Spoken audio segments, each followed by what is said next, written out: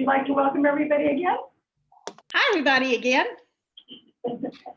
Basically the same thing I said before. Thank you again for your volunteerism and your leadership and your compassion towards our community and in our real estate community.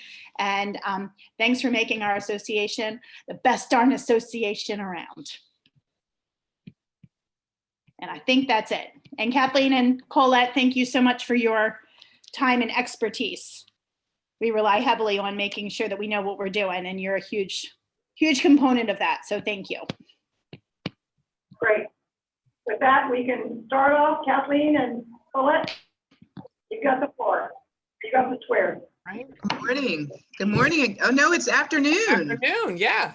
12:30. It's lunchtime. Hopefully everybody had a good lunch. You guys are not going to fall asleep for our board of directors training. Good to see you guys again. Kathleen, did you want to share your screen so we can see what we're? Yes, I'm pulling it up right now. Hopefully everyone can see. Yes, looks great. So you all hopefully have your handouts handy so you can follow along. And I don't think we mentioned just what you should have. Hopefully everybody has the PowerPoint handout, the handling motions handout, the Hartford County Association of Realtors strategic plan. And then I think we also included the DEI initiatives. Is that right, Kathleen? Yes, that's correct. Okay. All right. So this is our board of directors training. All right. There may be some overlap between the materials covered in the chair, vice chair training, but for the most part, I think we're focused on some different aspects.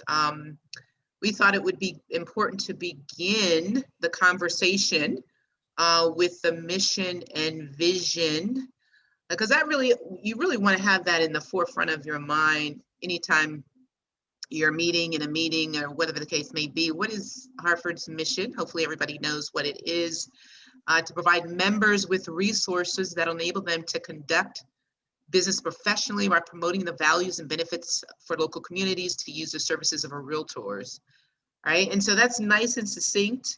The vision is to be the leading voice for home ownership in the industry while providing a safe and inclusive environment for all members while continuing to enhance the realtor image in our local communities. So the mission and vision go hand in hand.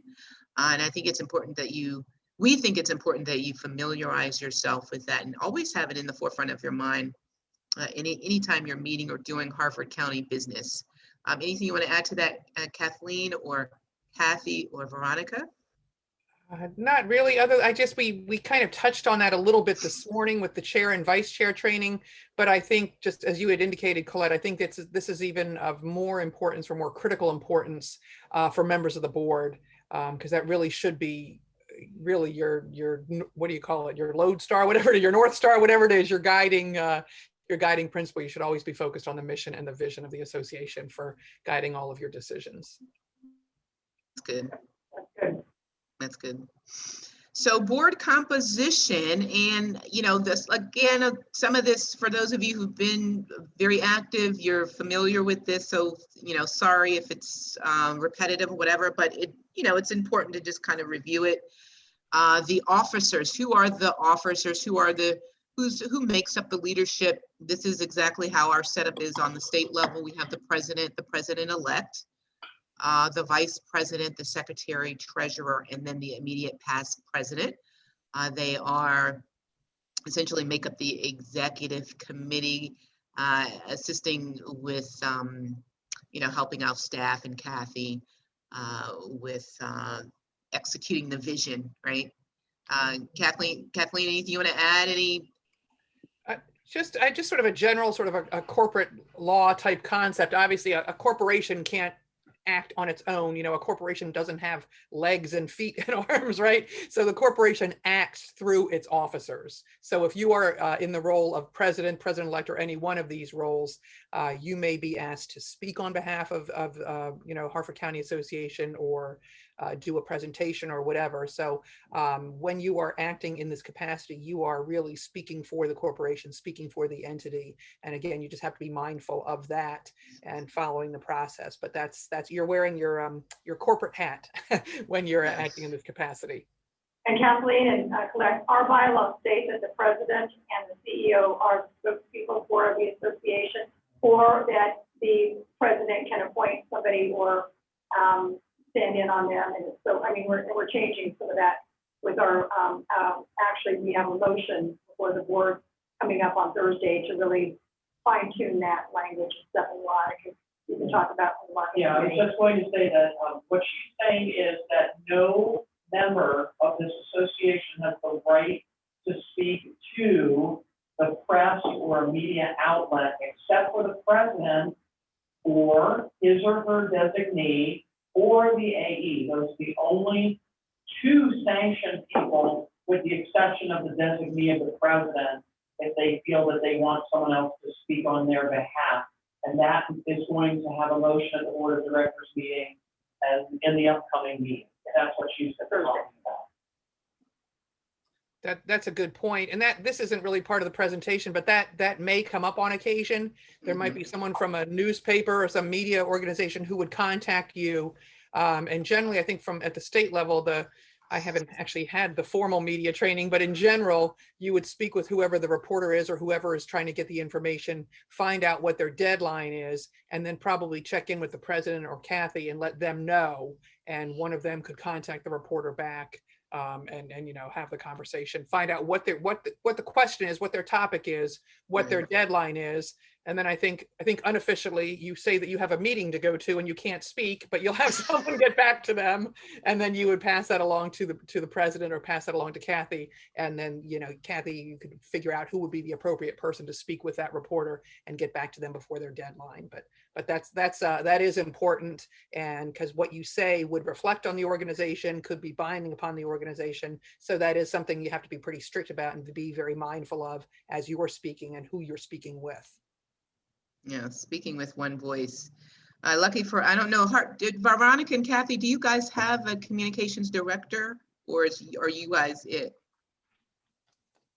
Okay, you're it. Okay, yeah. On the state level, we have our communications director, Dan Patrell,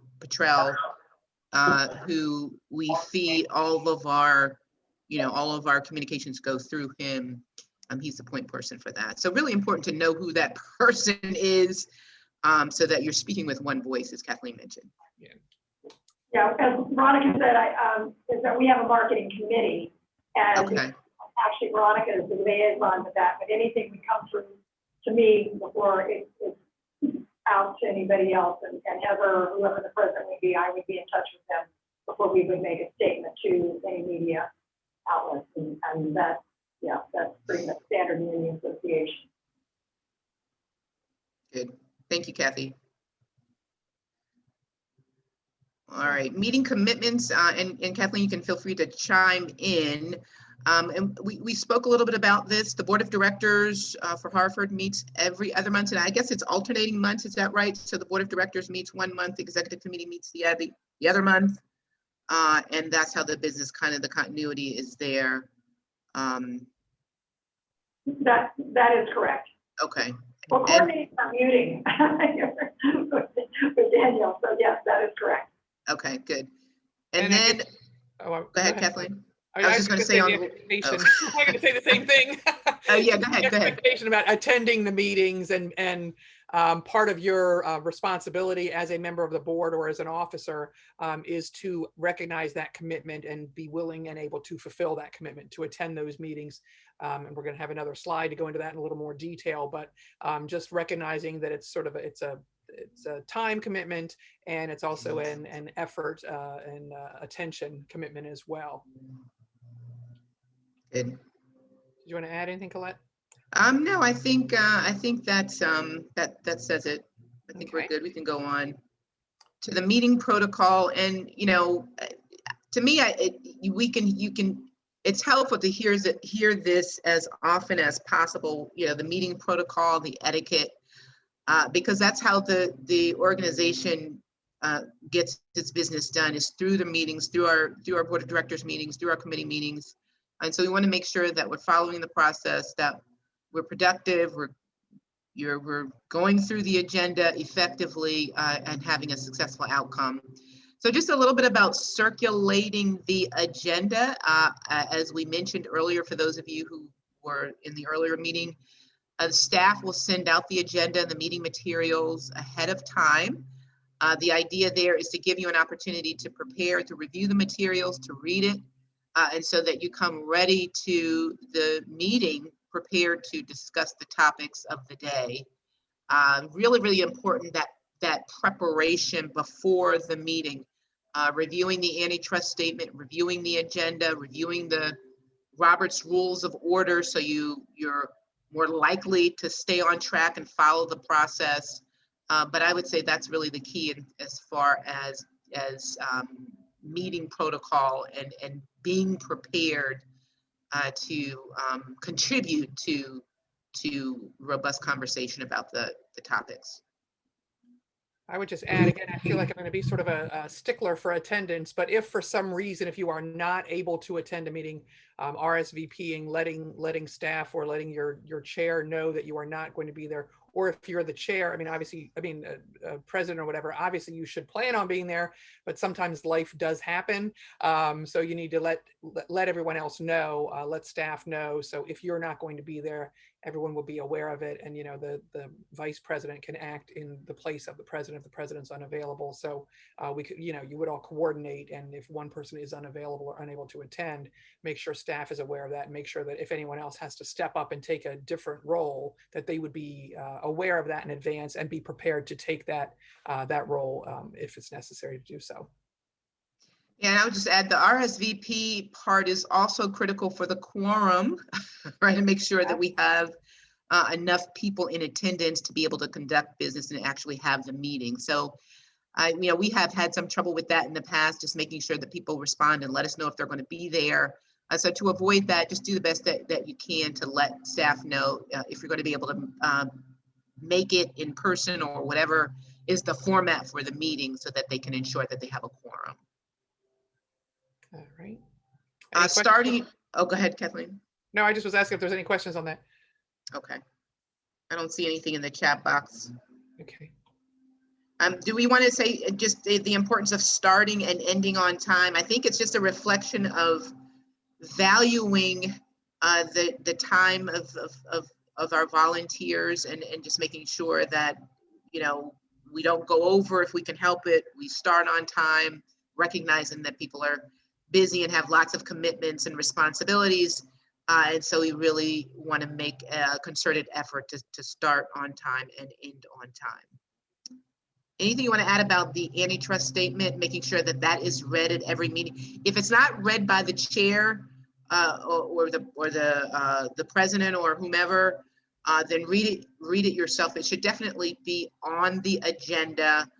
Everybody should be clear about what is appropriate and what isn't appropriate. And we mentioned a little bit about that earlier, talking about, any kind of conversations that have to do with commissions and setting commissions and standard commissions and things like that. You want to steer clear of anything that has to do with conversations like, oh, let's not do business with this company over here. Those kind of conversations you want to steer clear of. Anything else? Any other kinds of examples of conversations that you want to steer clear of for fear that they may open the door to antitrust issues? You pretty much covered it, Colette. Maybe, you can't boycott a company. You can't, ice somebody out or freeze somebody out. Say you're not going to work with that vendor, work with that competitor, whatever it is.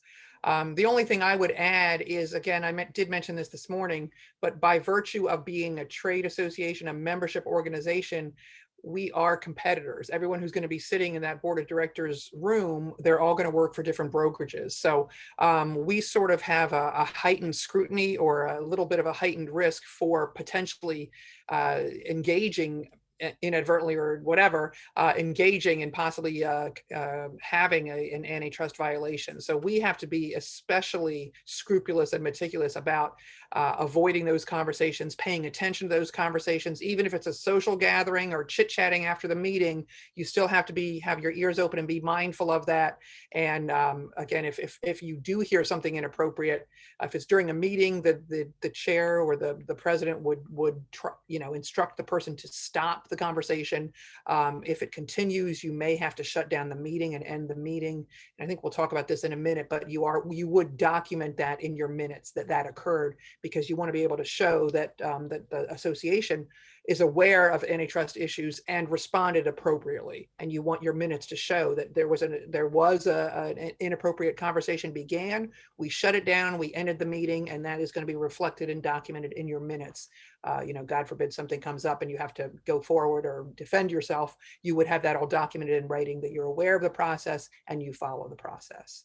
Kathleen, so Yes. there's an event that we're at, and one of the staff or another member comes up and says, people are talking about this or that. Is it up to the staff person or the exec or the president to go tell that person to stop? If they don't, ask them to leave the building, that they can talk about it wherever they want, but not in our building and not associated with an event? Would that be the appropriate way to handle that? Yeah, I believe, Kathy, our antitrust statement says that if someone becomes aware of an inappropriate conversation, they should alert staff immediately. And in our situation, staff would approach that person, and the same thing, you would tell them to stop having, it's an inappropriate conversation, potentially, violating antitrust law. They should stop that conversation. If they're not going to stop, you should ask them to leave the meeting, leave the event. Obviously don't say they can have that conversation elsewhere. we don't want them to have that conversation, anywhere. But clearly you cannot allow that to continue at your event on your premises during your meeting. Should there be a note of that in a file anywhere that this has happened? If they don't leave the meeting, what should a staff person do at that time? Say if there was alcohol involved or anything of that nature, that they were becoming disruptive? Is this something that and this has never happened, so which is a good thing, but how would you deflect that? I guess would be the best way to get them to be removed. Yeah, that's to be perfectly honest, I've never had a situation where someone didn't respond or where we had to go, do more than just, a warning or a conversation. But you should, if something like that happens, you definitely should make notes to document what happened, and to document that, staff or leadership responded appropriately. The incident was reported to whoever it was, to you, Kathy, let's say. You went and you approached the member, alerted them and told them that the conversation was inappropriate, asked them to stop the conversation. They did not stop the conversation. You asked them to leave the meeting or to leave the event. Again, hopefully that's all it would take. Hopefully you wouldn't have to escalate beyond that. Hopefully they would leave the meeting, but you definitely would want to document that. However you document it, it could be, if it's at an event, you're not necessarily going to have minutes, but send an email. You could send an email to us. You could send an email, to yourself. However you want to document it. Maybe you would send an email to the president to document it in that way, but you do want to make sure that it is documented in some way, and again, to show that you took corrective action immediately. Okay, great, thank you. Good. All right, I think we can go on to fiduciary duty. And hopefully everybody is familiar with the concept of fiduciary duty. You have a fiduciary duty in your real estate business to your clients and to work in their best interests. And I think the same sort of sentiment applies here in terms of working in the best interest of the association, moving the mission and the vision of the association forward. So what are some keys to doing that? Familiarizing yourself with the strategic plan so you understand the direction that the association is going.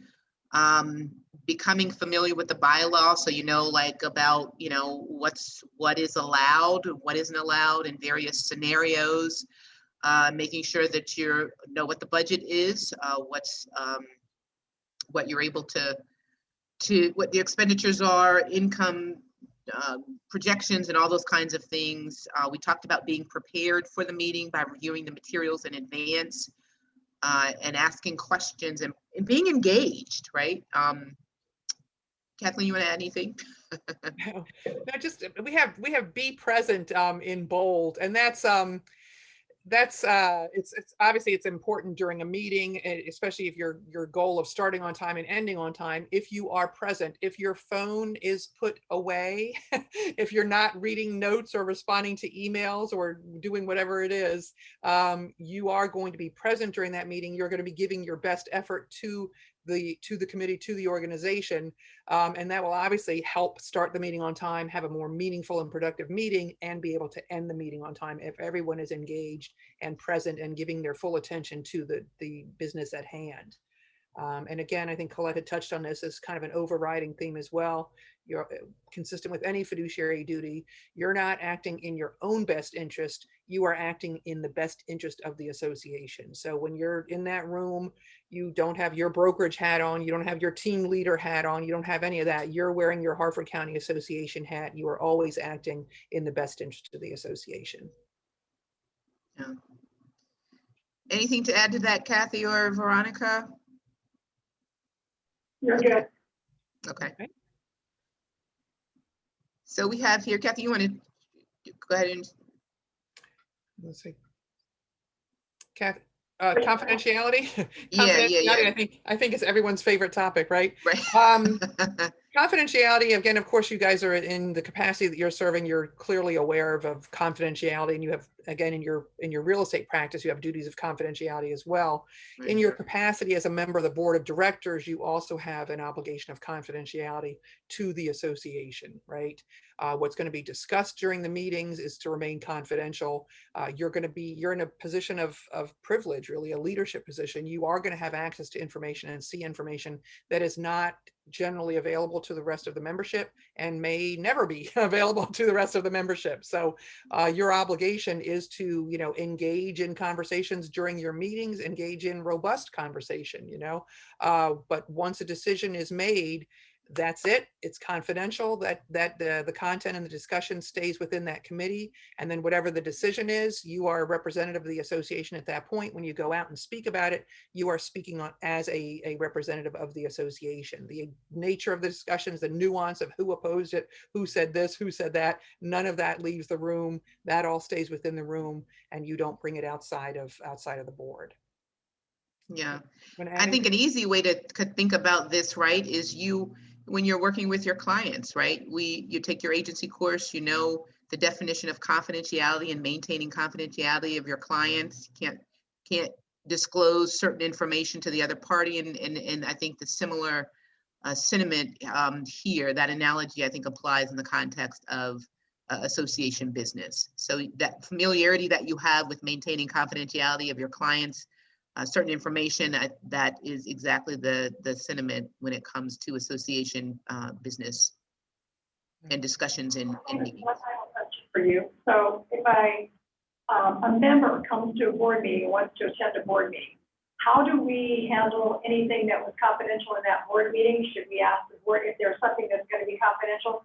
Ask the board or ask the member to leave while this discussion is taking place? And do we have to go into closed session on that? How would you want to handle that? Right, that's right. Yeah. That's exactly right. If there's any discussions that are going to be that can't be heard by the member, then you go into closed session and you just let them know for that particular matter. That's what you're going to do, and then open it back up at the end of those discussions. Right. Any thoughts on that, Kathleen? No, I was just gonna say that's pretty common. Actually, a lot of meetings are run that way. I just off the top of my head, the Maryland Real Estate Commission, their meetings are open to the public. I've attended, for various things, but at some point they will ask people to leave because they have an executive discussion about some particular issue, whatever it is, and then people will be invited back in afterwards. So you're exactly right, correct, Colette, and great for pointing that out, Kathy, because that is exactly what would happen. And I have a question for you that has to do with conflict of interest. I know that kind of goes, it doesn't exactly go hand in hand with confidentiality, but are there circumstances in which you believe that a board member should recuse themselves from a vote on something if they have a vested interest? Are there situations like that that occur? I know that it happens with various committees, like I have a candidate selection task force that's coming up. And we know that we can't have people on that task force selecting delegates or senators or local councilmen if they're running their campaign. That's sort of a conflict of interest. So they have to recuse themselves from voting on support or anything like that. Are there instances where you think that the board might have to be aware of conflict of interest? Oh yeah, I definitely think that could come up. I know we just had a good example of that. We were talking about the other day, or was it even you, Kathy, about yeah, I mean, that definitely comes up on occasion. I'm just trying to think of a specific example, but I can't think of one. Can you think of one, Kathleen, where it would come up in this context? It could be a variety of, I mean, even if you're gonna rent a venue to hold an event and someone's spouse owns that venue. Right. You know, that person should disclose that and make everyone aware that, you know, my husband, my spouse owns this this hotel, this restaurant, whatever it is. And then that person, as Veronica had said, they should recuse themselves. They should not vote on that motion, whether that's what you're going to do or not do. So 2 parts, it should be disclosed, and then they should also recuse themselves and not be part of that vote. Again, if that person kept quiet, if they voted and approved it, and then, you know, someone from another venue or some other big contract, someone finds out that you went with option A instead of option B, and, you know, option, oh, of course they chose that one. That's the president's, you know, family business or something. It just could, the other entity could be upset. There could be some sort of, you know, exposure or liability, or certainly even a bad appearance for the association. You don't want to be seen in a light that you're doing, you know, secret deals or deals and showing favoritism to certain people. You want everything to be done based on good, sound business decisions, good, sound business judgment, not, hey, this is somebody's family member, we want to hook them up, right? So you as a member of the board, you would disclose any type of conflicts like that might exist. And if there is something that's going to be voted upon, you would not participate in that vote. You want to keep everything done properly, everything on the up and up, and make sure that there's not going to be any exposure or liability or any allegation whatsoever that the board or the association acted in anything other than its best business decision, its best business judgment. Yeah. Yeah, I was just looking at that's good, Kathleen. And anytime that you might benefit personally from some official action that the association is taking, then you want to follow the steps of disclosing and refusing and recusing. Right. So I think that kind of sums it up. Thank you, that helps. Okay. All right. On this slide here, we have minimize liability by following the process. So again, remember, Hartford County Association, it's a corporation, it's a business entity, right? And it's acting through you. Decisions that you make are decisions of the corporation. So as we just had kind of touched on a little bit, you want to make sure that any decision that you all make, any decision that the corporation makes, is based upon business considerations, legitimate, valid considerations, not based on self-interest or you know, family interest or something inappropriate, right? So follow the process. That's really the best way to ensure that there's no exposure or liability for the association.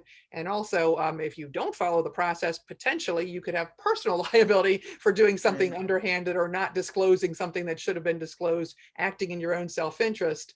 It's possible that you could expose yourself to personal liability. So the mantra is follow the process, follow the process, follow the process. We've got a couple of topics up here. Duty of care. Again, good business judgment at all times. You're going to be acting on behalf of the association. What's the best business decision for the association? The second point up there, it says no pay does not equal reduced duty. So just the fact that you are so generous with your time and your talents, and you are giving of your time and talents and not being compensated, that doesn't mean that you have a lower duty or a lessened duty. You still have a duty of care and an obligation to act in the best interest of the association. And due diligence in decision making, again, this is important. Due diligence, you don't have to make perfect decisions. And I think as I get older, I'm not even sure that there are perfect decisions.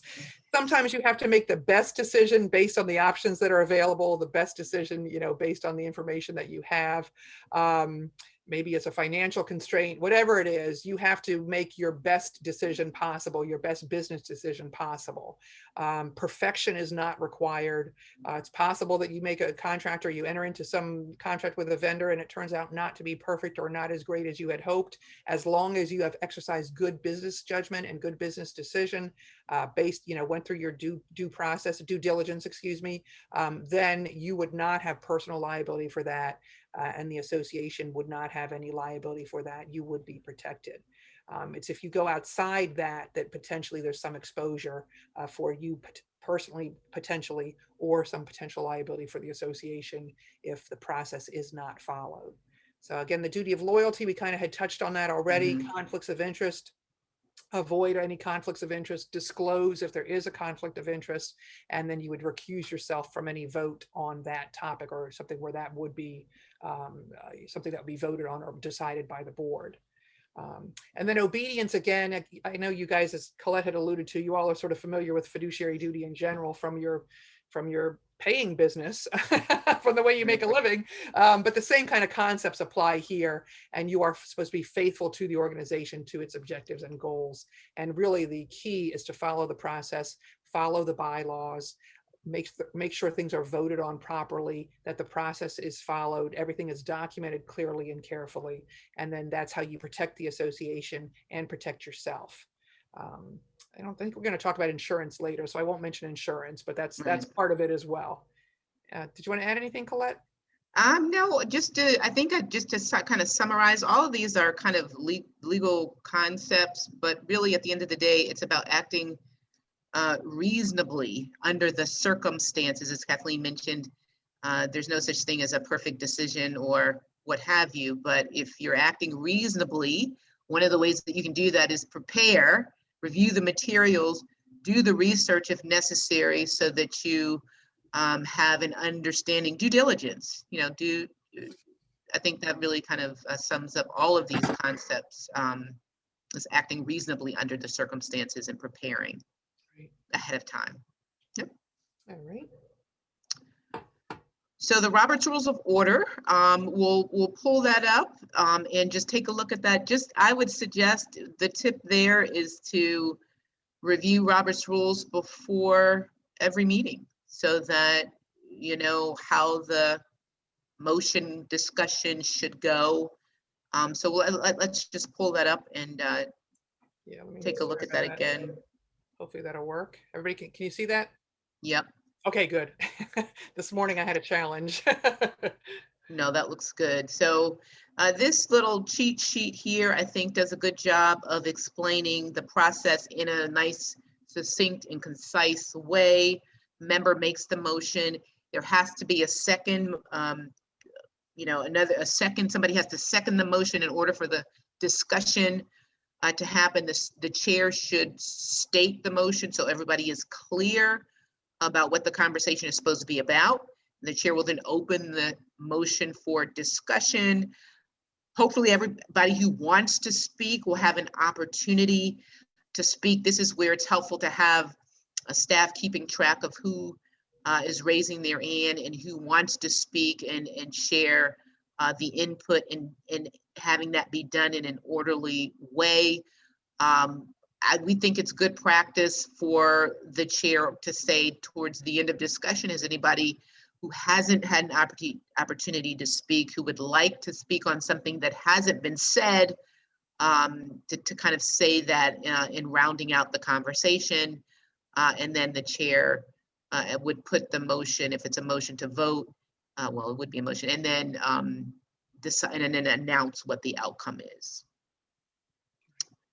just to emphasize what Colette said, I think you would ask for anyone who has not had an opportunity to speak about something that hasn't already been discussed. That's sometimes that's important too, because you don't need, I agree.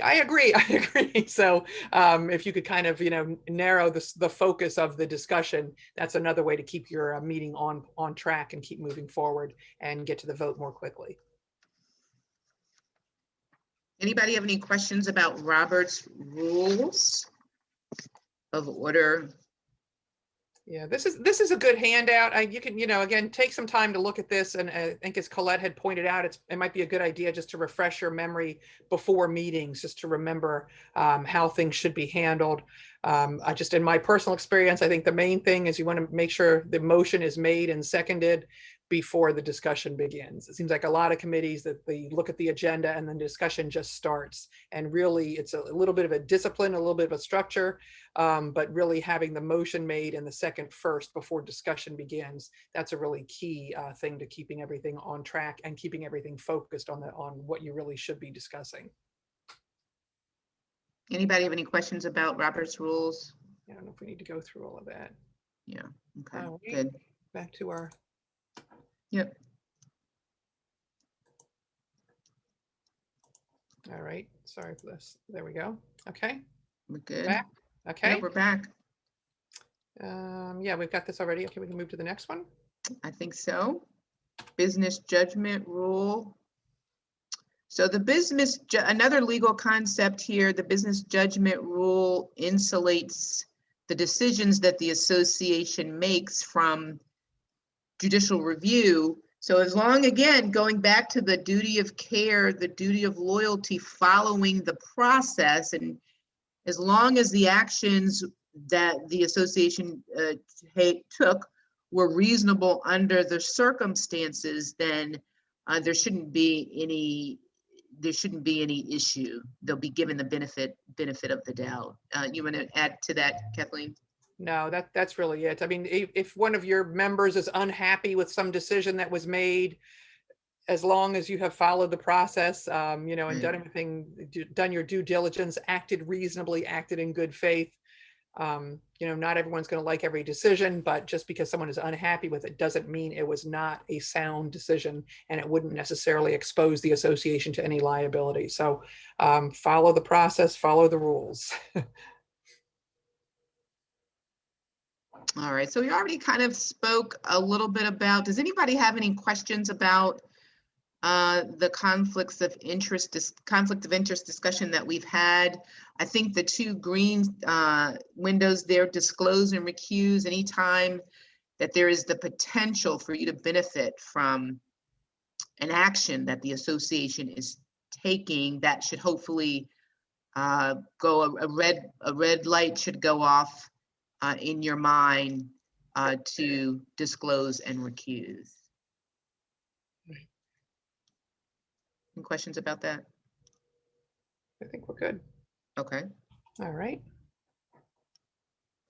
So the volunteer leader's responsibilities, I think this is a really good summary of what the expectations are. So our president-elects, our leadership team is providing policy for the association in alignment with the strategic plan and NAR's core standards, right?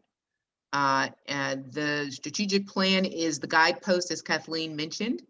The president and the leadership team supports and assists the CEO. And we talked about this a little bit differently in the chair vice chair meeting, but at the end of the day, leadership and the CEO are working together to further the mission and vision of the association. So that partnership is really critical. Yeah, I would just say, and I don't want this to sound negative, but to a certain extent, stay in your lane. And I don't mean that in a negative way, but I think that's more of an effective and efficient way to work together. The board will sort of think strategically and establish sort of policies and goals. The CEO is more involved with operations and, day-to-day operations and putting those things in place, and what steps do we need to take to get there. And, the leadership, you as members of the board of directors, you're not going to look into every decision that Kathy makes. You're not going to see how much is she spending on toilet paper, or you can get it cheaper down the street. That's not your lane, right? You're focused on the vision, the strategy, the mission. Kathy's going to be more focused on those type of things, the operational day-to-day type things. So you're going to focus on what you focus on. She's going to focus on what she focuses on, and we'll work together to accomplish the objectives of the association, working hand in hand like that. And it always has to be sharp and soft. I just draw the line on that, guys. Well, that's certainly a sound business decision, Kat. No worries. Yeah, so just to tie it up, providing the leadership is providing input on programs and services that the association is offering, promoting the association's image, speaking with one voice, checking in with whomever the point person is to make sure that whatever conversations are had with media are had by the appropriate parties. And then, of course, at the end of the day, tapping other people on the shoulder and getting them involved and engaged with the association, so that all that the engagement is coming from all places. That as many members as possible are involved and engaged and participating. Yes. Do you want to give a plug to the program you're putting out next week for the Leadership Academy? It's like a free Leadership Academy, like let leaders know what's involved in being a leader. Aren't you doing it? Yeah, thank you for that, Veronica. So next Thursday at 1 p.m., as you all may know, Maryland Realtors does webinars monthly or sometimes bi-monthly. The one coming up on December 9th, that's next Thursday at 1 p.m., it is about the Leadership Academy. What we're doing is trying to raise awareness about the Maryland Realtors Leadership Academy, the application for the 2022 program just posted. So what we're going to do essentially is have our current chair of the Leadership Academy Advisory Group, Vera Phillips, and our vice chair, Pat Dowden. They will host the conversation, speak on the program, what it's about. And then we also will have some panelists who are also members of Maryland Realtors Leadership Academy Advisory Group speak on how each session, there's 7 sessions, they meet once a month for the 2022 program. The sessions will start beginning in March. The last session will be in September. So there'll be 7 sessions. So the panelists and the host will speak on how each session has personally affected them and also positively impacted their business. So it should be a really good discussion. And again, the idea is to drum up awareness about the program and get as many folks interested in participating. There are only 20 slots, and in the Leadership Academy Advisory Group are the folks who make the decision as to who's going to be in the program for that year. So if you have some time, even if you can't sit for the whole hour, then take some time, learn more about the program, and I think it'll be a very, very good and informative webinar. And the board, Colette, our board always pays for a person to go through that leadership. It will be on the board agenda for Thursday. We have one person in line to go through that academy. Sandra Hopkins, a lot of you have already been through the academy, but we do have one person slated who will be filling out an application for that, so it will be approved at the board next, or we've put on the agenda for the board meeting next week, because we pay for their $750 Very fee good. for that. And it is a big commitment. It is a big commitment. You might just touch on that real quickly. the commitment that it takes for that leadership. Yeah, so, and that's something that you did, that Kathy, thank you for bringing that up.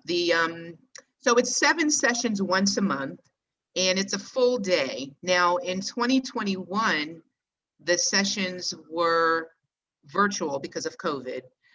The advisory group actually met maybe a couple of weeks ago to discuss the format for the 2022 program. And they have decided that they want most of the sessions for folks to attend in person. There will be a few sessions where people can attend virtually. And of course, it's also going to be contingent on where we are with the COVID. But if COVID is not an issue, which it may be, then the first 4 or 5 sessions will be in person, and then I think the remaining sessions may be virtual. But what they really want to do is establish that bond with the in-person connection, with the presenters being there, with the participants being together in one room, listening to the information, connecting and sharing. And you cannot miss any of the sessions. If you miss one session, then you have to repeat it the next year around. So if you miss a session in 2022, for example, then you've got to repeat that session in 2023, and then you can sort of graduate. If you miss more than one session, then the way the program rules work, then you're out of the program, then you are free to apply again at another, later point. But that commitment to be able to attend that session, and it's taken very seriously. And if you don't make the sessions, then that's a problem. So we do want to make sure, and when you fill out the application, it provides the dates for each of the sessions there. So you make sure that you clear your calendar so that you can actually attend the sessions. I have a story about my graduating class. Can I share it real quick? Yes. Sure. We had a young lady give birth. She gave birth and they would not let her graduate. So she is not messing around. They're very, very, very strict on that. She graduated the next year. Like, Right. she knew she might have a baby somewhere in between, but but she went for it, and she was able to graduate the following year. But yeah, because we're realtors and sometimes we're like, oh, it'll be okay. But no, make sure that you are definitely in it to win it for that one. Just wanted to say that. Okay, thanks. Thank you. No, that's key. Thank you. Anybody have any questions about that? Good. All right, let's keep moving. This we had touched on earlier in the chair vice chair meeting this morning as well. The strategic plan and the significance of the strategic plan. Again, you in your capacity as members of the board of directors, you're going to have committee minutes that you're going to be reading, the minutes from those various committees.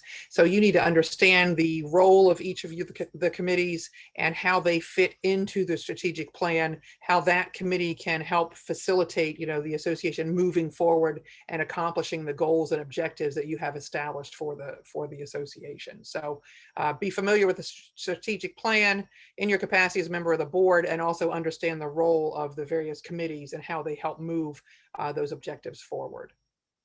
Did you want to add anything, Colette? No, I think that's good. Yeah, I think it's just important to read it and just be clear about, the direction that the association is headed in.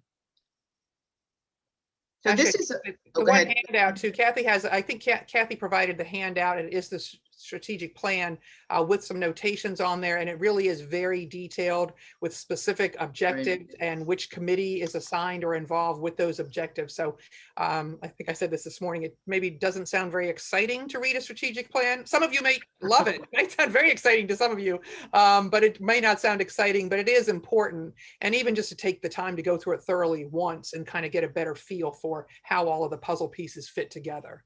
It's definitely worth your time. Yes. So let's just talk a little bit about the diversity, equity, and inclusion aspect of governance. This slide in particular, these next 3 slides we thought really kind of drive home sort of what the purpose of the DEI initiatives are on the national, state, and local level.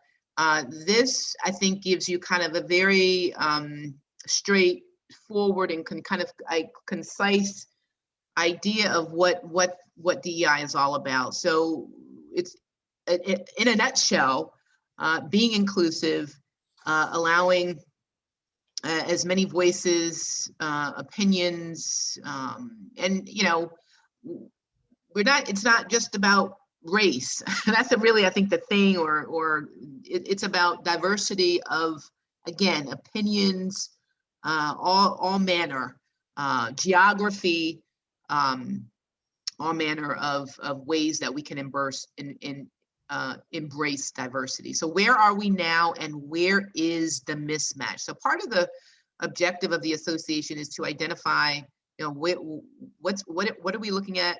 What do we look like right now?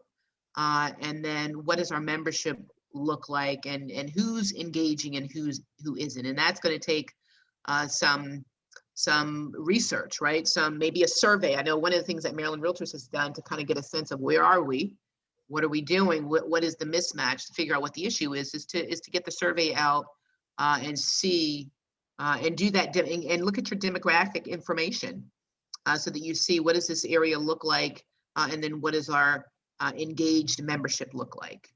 And then once you figure that out, then you engage and figure out what you can do to get more people involved. And then, as we were saying in one of the other kind of points, tap other people on the shoulder, get them involved, let them know the association wants their voice to be heard and wants to hear what they have to say.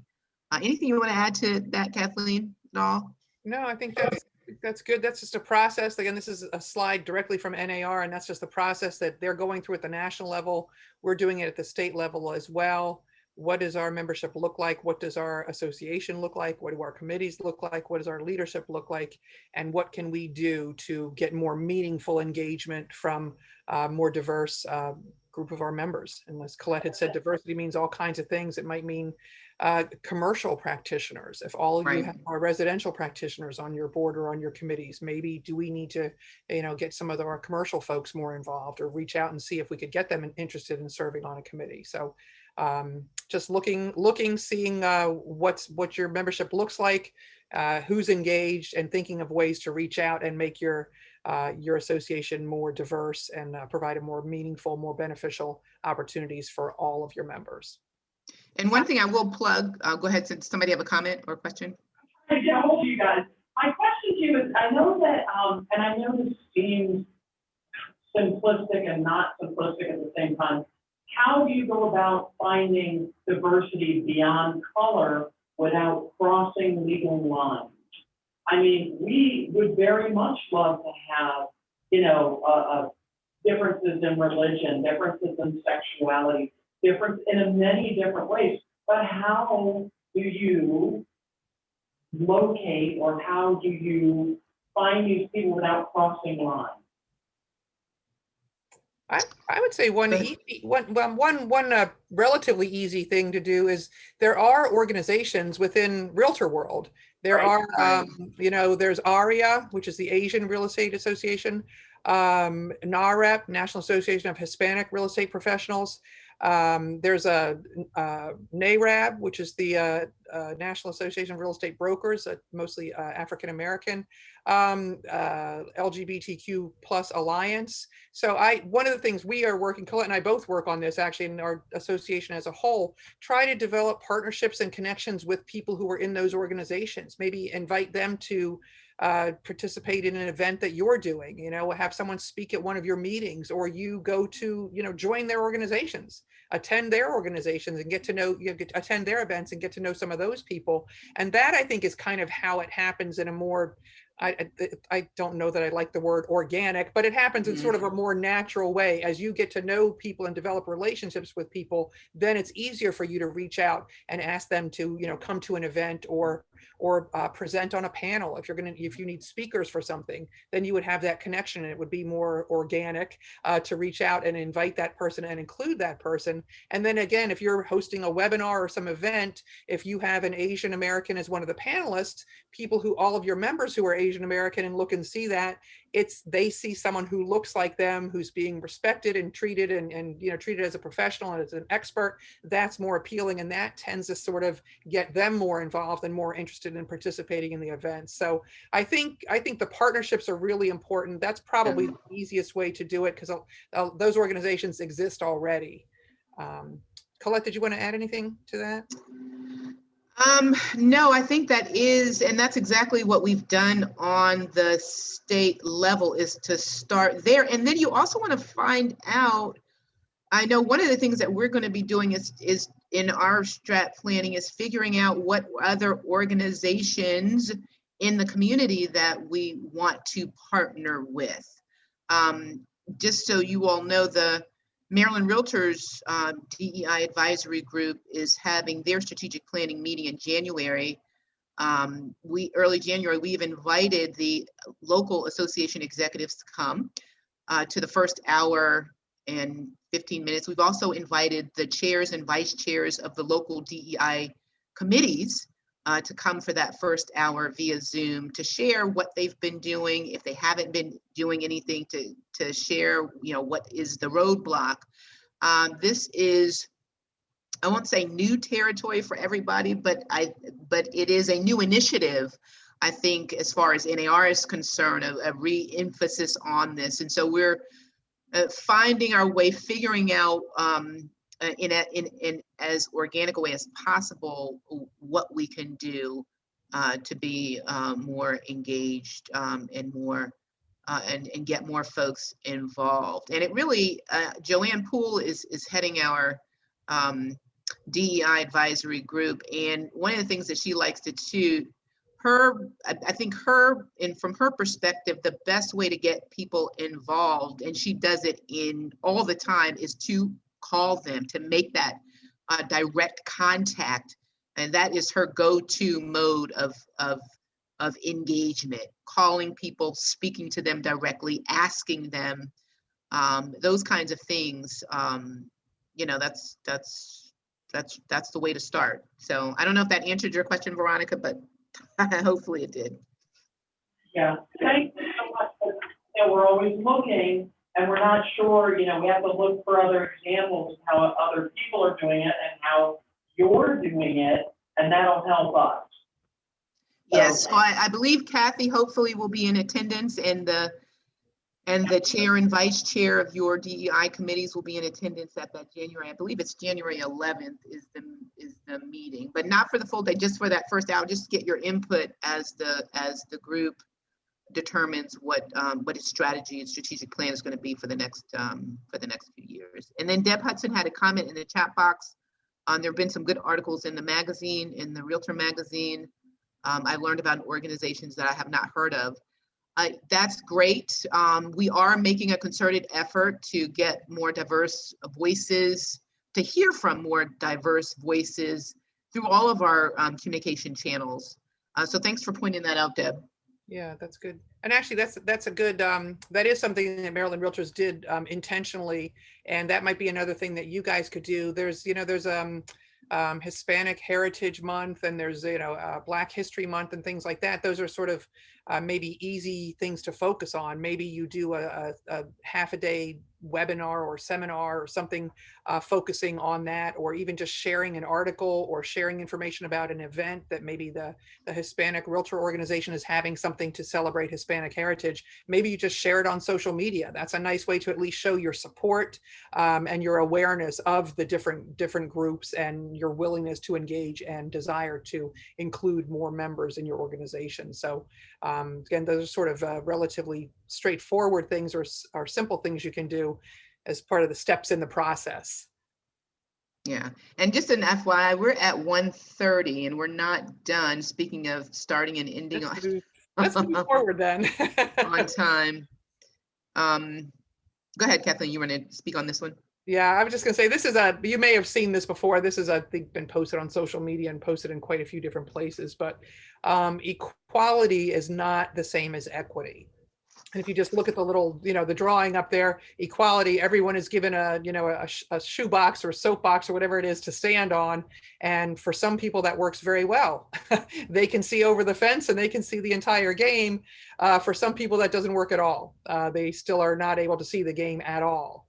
Equity would be the second image, of course, where, everyone doesn't receive exactly the same thing, but they are all now in a position where they have equity, where they are all able to see the game, enjoy the game, participate in the game. So that's just to keep in mind that, some groups that have not been included or not been engaged in your organization, you may have to make extra efforts to include them and engage with them. And obviously by this conversation, it's clear that you're willing to do that, and that's to be applauded and encouraged and supported. So I think there already is recognition that we do need to take some additional steps and really are working towards equity in every aspect of our business and for the association as well.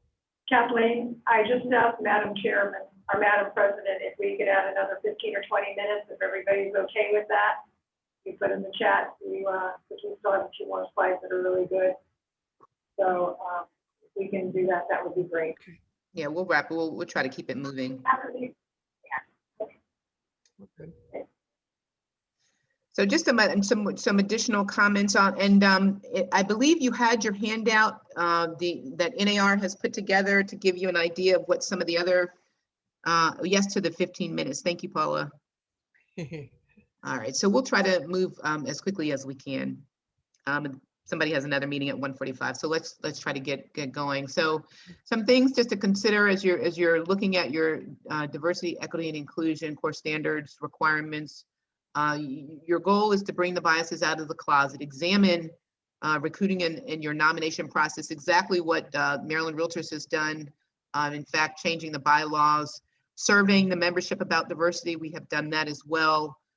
Getting the board in alignment with the vision for diversity, deciding on a new recruitment strategy and practicing what you preach, really living, having staff and all leadership from staff to chairs to really being on board and aligning themselves with whatever mission the association decides to take in this regard. Anything to add to that, Kathleen, before we move on? No, I think practice what you preach, I think, is really the key there. Just using some stock photos and showing photos of people who look different and putting that on your website, that clearly is not enough. That's just for show. That's not meaningful. So really practicing what you preach, really putting some thought into this, and what can we do to make our organization more inclusive? How can we be more welcoming? How can we make sure that people are moving up the leadership ladder? Who are you selecting for chairs and vice chairs and giving opportunities to engage more and to develop their leadership skills? All of those things come into play. And really that's really what we mean by practicing what you preach. All right, good. Oops, I went too far there, sorry. All right, so the board staff, just a little bit more on this. We kind of touched on this already. Kathleen kind of made the point of kind of staying in your lane, understanding what your responsibilities are, and moving forward in that regard. I think that's really key. The two elements, one team, the partnership is there. There's the leadership with leadership and management. We already kind of discussed the day-to-day versus the coming together to figure out what the vision is and figure out what the policies are going to be. That sort of and then the distinction between the two. The board focuses on governance and strategy. We mentioned that already. And then the staff focuses on the day-to-day and gets the advice from the board. So I think we kind of covered this, but certainly doesn't help to reiterate those points. Okay. You want to talk a little bit about core standards, Kathleen? All right, core standards. Again, we touched on this briefly this morning. Core standards, you may or may not be familiar with this, but the National Association of Realtors has put together and identified core standards. That's their phrasing, their terminology. And every local board, every state association, all of us are obligated to perform in all of these areas, right? And a report has to be filed with NAR every year, certifying that your local board has, engaged in performed services or engaged in these actions each year on a regular basis. So The code of ethics, you have to offer, you have to have code of ethics training. You have to have, make that available to your members. I believe there has to be a code of ethics link on your website or information available on your website about the code of ethics. Advocacy, that is Veronica all day, every day. Advocacy, RPAC, calls for action, being engaged in the political process. At this, at your local level would be what you would be certifying, at the state level through Maryland Realtors and through the National Association as well. Consumer outreach is part of your organization as well, part of your requirement. I mean, we're not just here to raise money for RPAC. We're focused on the community, right? I know that you guys are. I know that that's what you do all day, every day, but that is really part of what the association is charged with as well. Consumer outreach and reaching out to the community, being a part of the community. And you have to be able to document that. And Kathy can explain that process, but by the end of each year, she has to upload documentation to show that Hartford County has engaged in all of these activities. Unification efforts in support of the realtor organization, that's sort of the technical, boring stuff. Each local board, you have to have an attorney available. If something comes up, you need an attorney to review or assist with, reviewing your bylaws, or, if some sort of issue comes up, there has to be a counsel available. You have to certify that you're filing your documentation that's with the state to keep your organization in good standing, all of that sort of thing, the compliance aspect of it. Technology, believe it or not, Kathy has to certify every year about your technology. That's one of the things that NAR is looking for as well. And financial solvency, is your bookkeeping and your accounting practices consistent with NAR's guidance, particularly, consistent with industry standards. And there's certain things that have to be certified on there. An audit has to be done periodically. There's a lot of information that has to go in there. But essentially, the concept is NAR doesn't want us just to be one focus organization. We really are supposed to be broad organizations providing a variety of services to our members, to our communities, and to be staffed appropriately, competently, working cohesively. So all of these things get certified every year. If you do not certify them or cannot certify them and show that you've satisfied all of these criteria, your organization could lose their charter. NAR could cut you off essentially. So it really is important. And whether you personally have looked at the core standards or entered the information or not, we all are working toward that. And that is part of every association, every board's mission, to focus on all of those areas. Good. Anybody have any questions about that? All right, let's go on to insurance coverage. I think one of the key takeaways for this insurance coverage is this really, essentially this last bullet point here. If you follow the process, then the coverage that NAR offers to state associations and local associations comes into effect as long as you're, acting in the best interest of the association, acting reasonably under the circumstances, then your coverage, the insurance coverage that is there would be sufficient. Obviously, if you're engaged in wrongful actions, criminal activity, then that is going to be an issue. But the key there is following the process, making sure that any changes that NAR makes, any amendments to the bylaws, all those kinds of things are incorporated into state and local association bylaws, so that that coverage continues and there's no potential for that to go away. And the wonderful thing about that, NAR pays for our D&O insurance, which is amazing because that's about a $3,000 to $5,000 price tag for D&O insurance. And that's why they're very strict that we actually are following all their guidelines, because we could basically be denied a claim or denied coverage if we did not follow these regulations and stuff. But that's almost unheard of, that a national organization is paying for a local association's D&O insurance. Yeah, so really, really, really critical. Thank you for that, Kathy, to follow the process so that you don't run afoul of being denied coverage. Right. And again, that ties back to even something as routine as minutes from your minutes from committee meetings. You know, that the minutes will show that this matter was raised. It was there was a motion made. It was second. This committee voted and approved it. It went up to the board of directors. We followed the process. We used our good business judgment in making this decision. Those are all things that help solidify that you did follow the process and would make it likely that if an issue came up, it would be covered under the insurance. So all of these things tie in together and all work together to help, make sure that coverage is available. Good. All right, so just a few more slides, financial responsibilities of directors. And again, this goes back to the whole point about preparing and being ready to do the business at hand. So carefully review financial reports, approving the annual budget that's painstakingly put together, making sure that the audit has happened. There's an annual audit. I know Kathy is on that. And at every board meeting reviewing, what's happening on a monthly basis and making sure that it aligns with what the budget expectations are. All right.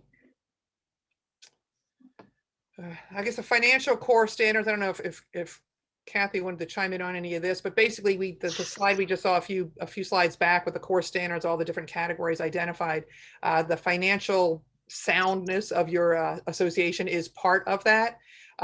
This how it works, the CEO and the staff liaison, each person would complete part of the form on NAR's website, whatever aligns to what your responsibility is. There's a consumer outreach, and you would have to maybe upload a PDF of something you posted on social media or some newspaper article that press release you did, something like that. All of that is uploaded by you guys. We receive an alert that you've completed it. Maryland Realtors reviews your document. If there's anything that's missing, if someone forgot to upload something or accidentally skipped a question, we would get back to you. And then you would make any modifications or changes that would be needed. Your president and president-elect are going to be the ones who review and approve that document. So you would have the ability to go online and look at each of those items. You can click on the document and see which document was uploaded, see that, yes, oh, we did make a call for action was there, and here's a copy of that, whatever it is. And then once the president and president-elect have signed off on that, then Kathy as CEO would submit that to NAR. And again, they're very strict with the timelines. I think they used to be a little bit more loosey-goosey, but in the past year or two, they have really emphasized how strict they are with the timelines. If this is not completed properly and timely, Hartford County could lose their certification from NAR. So it really is a serious obligation and needs to be treated as such. Kathy, do you want to add anything? It's a pain in the butt, but so we just have a few more things we have to complete, and we're waiting for our audit letters to be done. And so yeah, we have the 15th of this month to have everything to Susan Mitchell, who is all over it, and we communicate with her all the time. There's a competition between all the AEs to get their stuff first. That's good. We just have a couple more slides, so we're running out of our 15-minute extension. Yeah. So with the accounting structure, just a little bit about that. And all of this is just to make sure that the association is walking on sound financial ground. Just so you know a little bit about the structure at Hartford, as CEO, the director of operations, a part-time accountant, and auditor are part of the financial team. There is reasonable segregation of duties, online banking. There's an investment committee that makes recommendations to the board of directors. So you guys are on the money with that. Anything you want to add to that, Kathy, before we go to the last couple of slides there? You covered it all. That's good. Okay, good. All right, so professional standards, that's really one critical component of core standards. And I see Deb in here is, I believe, are you on our state grievance committee and possibly chairs the grievance committee on the local level? But the professional standards is critical component of core standards. You all know that Maryland Realtors, we do administer a part of the enforcement process. And we're looking at making some changes to that. We offer the annual training.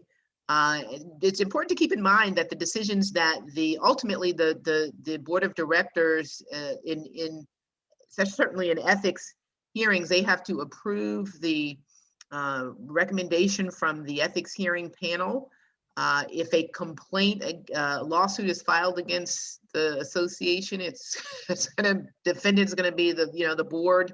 So just want to, again, when it comes to professional standards and the role of the Grievance and Professional Standards Committee, we always emphasize in our annual training the importance of, you guessed it, following the process, following the manual and the guidance in those 300 so odd pages of the NAR Code of Ethics and Arbitration Manual.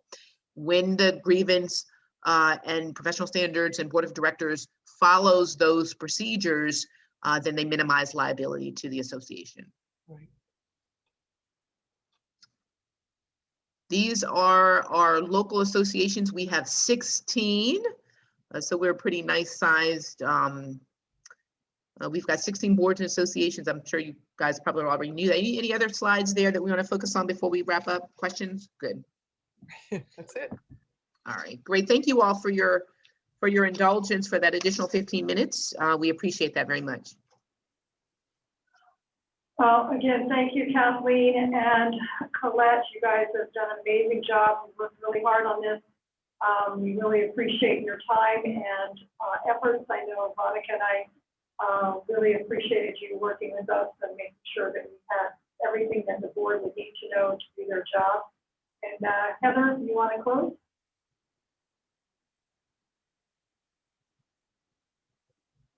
You're on mute. I am totally on mute. Thanks again for your time, Colette and Kathleen. Thank you so much for your time today. Kathy, thanks for keeping us all on track. And I hope everybody has wonderful holidays. And thanks again. I can't say it enough. Thank you for your volunteerism. Really. And we'll see you at the board meeting on Thursday in person here at the office. So things will be coming out to you shortly. Thank you, everybody. You've been great, and we appreciate everybody's time tremendously. You help. You're the backbone of it. So thank you, guys. Thanks, everybody, for today and for your service all year. Always.